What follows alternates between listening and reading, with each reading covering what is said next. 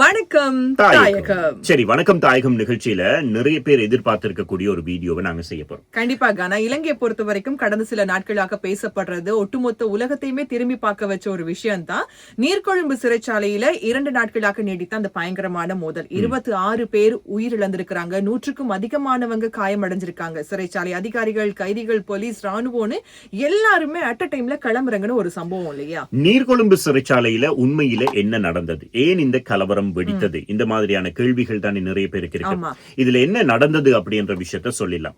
கடந்த ஞாயிற்றுக்கிழமை காலை வேளையில நீர்கொழும்பு சிறைச்சாலைக்குள்ள 2 குழுக்களுக்கு இடையில ஒரு சின்ன பிரச்சனை ஒன்று வருது. இது நார்மலான பிரச்சனை அப்படின்றத ஸ்டார்ட்ல நினைச்சிருந்தாங்க. ஆமா, இந்த 2 குழுக்களும் யார் அப்படின்னு பாக்குற நேரத்துல திட்டமிட்ட குற்றச் செயல்கள் செய்கின்ற குழு ஒன்று, மற்றது போதைப் பொருள் கடத்தல் குழு. ரெண்டும் கிட்டத்தட்ட ஒரே மாதிரி தான். இதுல இன்னொன்னு சொல்றாங்க, நீண்ட காலமாக தண்டனை வாங்கின ஒரு கைதி குழு, இன்னொருத்தவங்க வந்து விளக்கமறியல வைக்கப்பட்டிருக்காங்க அப்படின்னு சொல்றாங்க. இந்த பிரச்சனை போயிட்டு இருக்கா. இப்போ இந்த பிரச்சனையில என்ன விஷயம் அப்படின்னு பாக்குற நேரத்துல இவங்க 2 பேருக்கும் இடையில ஏதோ பிரச்சனை வந்து ஏதோ போதைப் பொருள் சம்பந்தமா தான் பிரச்சனை வந்ததா போலீசார் சொல்றாங்க.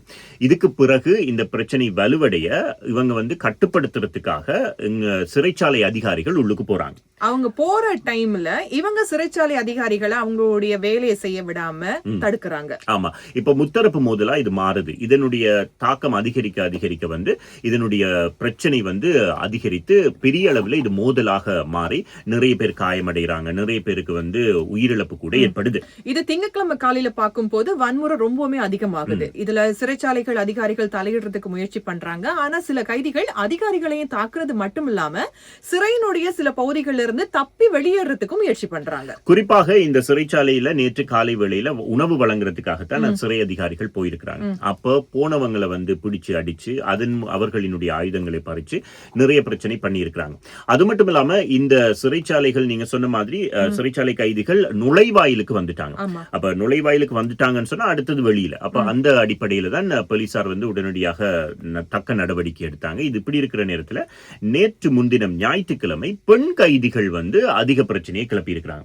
பெண் கைதிகளுக்காக ஒரு சிறிய பகுதி இருக்கு. அந்த பகுதியில இருந்த பெண் கைதிகளும் பிரச்சனையை உருவாக்கி அந்த என்னது கூரைக்கு மேலே ஏறி நின்று ஆடி இந்த மாதிரியான பிரச்சனைகள் எல்லாம் நாங்க பார்த்தோம். போதைப் பொருள் கடத்தல் பற்றிய ஒரு தகவல் கொடுத்ததாலதான் இந்த மோதல் ரொம்பவுமே அதிகமாயிருந்திருக்கு. சோ இந்த மோதல் நடந்த டைம்ல சிறைச்சாலையில் இருந்த விசேட அறைகளுடைய பூட்டுக்களை உடைச்சிருக்கிறாங்க. அங்க தடுத்து வச்சிருந்த சிறப்பு கைதிகள் மீது இவங்க வன்முறையில ஈடுபடுத்தி இருக்காங்க. இது மட்டும் இல்லாம சிறை அதிகாரிகளினுடைய பொருட்களை இவங்க வந்து உடைச்சிருக்கிறாங்க.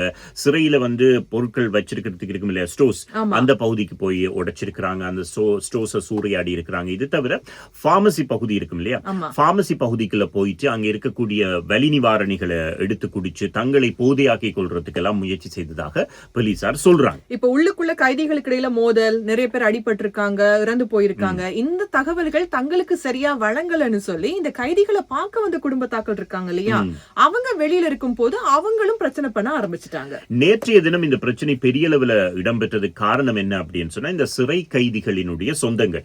சிறை கைதிகளினுடைய சொந்தங்கள் வந்து வெளியில நின்று கலவரத்தை ஏற்படுத்துகிற நேரத்துல போலீசார் இவங்களை கட்டுப்படுத்துறதா அவங்களை கட்டுப்படுத்துறதா என்ற குழப்பத்தில் இருந்தாங்க. இந்த பிரச்சனை போய்கொண்டிருக்கிற நேரத்துல இந்த உயிரிழந்தவர்களின் எண்ணிக்கை சடுதியாக அதிகரிக்க ஆரம்பிச்சது. 26 பேர் உயிரிழந்திருக்கிறாங்க. இதுல சிறைச்சாலை அதிகாரிகளும் உள்ளடங்குறாங்க. சில பேரை அவசர சிகிச்சைகளுக்காக, மேலதிக சிகிச்சைகளுக்காக கொழும்பு தேசிய வைத்தியசாலைக்கு மாற்றி இருக்காங்க. இதெல்லாம் இப்படி இருக்கும் போது இப்போ நிலைமையை ஒரு அளவுக்கு கட்டுப்பாட்டுக்குள்ள கொண்டு வந்ததுக்கு பிறகு சிறைச்சாலையில் இருந்த கிட்டத்தட்ட 700 கைதிகள் பாதுகாப்பு கருதி அங்குனு கொலப்பெலச, தும்பர, அனுராதபுரம், பொலனருவ மற்றும் குருவிட்ட இந்த இடங்கள் இருக்கக்கூடிய சிறைச்சாலைகளுக்கு இப்போ மாற்றி இருக்காங்க. எனவே நேற்று இரவு பொழுதில் இது முற்றுமுழுதாக கட்டுக்குள்ள வந்துடுச்சு அப்படின்னு சொல்லி சிறை அதிகாரிகள் சொல்றாங்க. எனவே இதனுடைய பின்னணி என்ன என்பது தொடர்பாக தான் இப்பொழுது அதிகமாக ஆராயப்படுகிறது. குறிப்பாக இன்னொரு முக்கியமான விஷயம், கொஞ்ச நாட்களுக்கு முதல்ல வந்த விஷயம், இலங்கையை பொறுத்தவரையில் இலங்கையில் இருக்கக்கூடிய சிறையினுடைய வசதியை விட சிறை கைதிகளினுடைய எண்ணிக்கை அதிகரித்துக் கொண்டு போகிறது அப்படின்ற ஒரு பெரிய ஒரு விஷயம். கண்டிப்பா இந்த சம்பவத்துக்கு பிறகு மறுபடியும் இலங்கையில சிறைச்சாலைகள் இருக்கக்கூடிய இந்த நெரிசல் பிரச்சனை வெளிச்சத்துக்கு வந்திருக்கு. இப்போ கிட்டத்தட்ட 39,000க்கும் அதிகமான சிறை கைதிகள் இருக்கிறாங்களா. ஆனா இலங்கையில் இருக்கக்கூடிய சிறைச்சாலைகள் மொத்தமாவே நம்ம எடுத்தோம்னு சொன்னா 10,000 பேரை மட்டும் தான் நம்ம வச்சிருக்க முடியும். எனவே அவர்களுக்கு வசதிகள் கொடுக்கிறது, அவர்களுக்கான சரியான சேவைகளை தருவது அப்படின்றதுல சின்ன சிக்கல் இருக்கத்தான் இருக்கத்தான் செய்யுது, சின்ன இல்ல பெரிய சிக்கலே இருக்குது. எனவே அதை ஒரு தீர்வுக்கு கொண்டு வர வேண்டும். ஒரு பக்கம் அது இருக்கும் பொழுது இன்னொரு முக்கியமான விஷயம் என்ன அப்படின்னு பாக்குற நேரத்துல இது இலங்கையில் முதல் தடவை கிடையாது.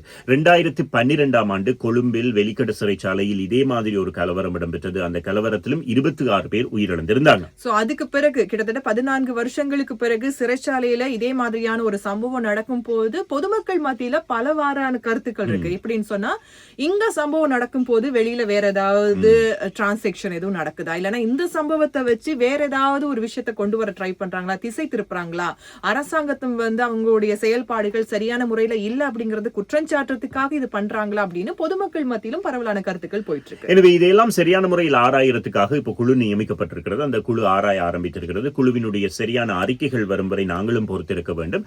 சரியான தகவல்கள் வேண்டுமாக இருந்தால் நீங்கள் தொடர்ச்சியாக நியூஸ் ஃபர்ஸ்டோடும் சக்தி எஃப்எம்மோடும் இணைந்திருங்கள். வணக்கம் தாயகம் நிகழ்ச்சியில் அதை தெளிவாக தெளிவுபடுத்துறதுக்கு நாங்க தயாராக இருக்கிறோம். இந்த வீடியோ பார்க்கக்கூடிய நீங்க சொல்லுங்க, இந்த சம்பவம் பற்றி உங்களுடைய கருத்து என்ன அப்படிங்கறத மறக்காம கமெண்ட்ல சொல்லுங்க.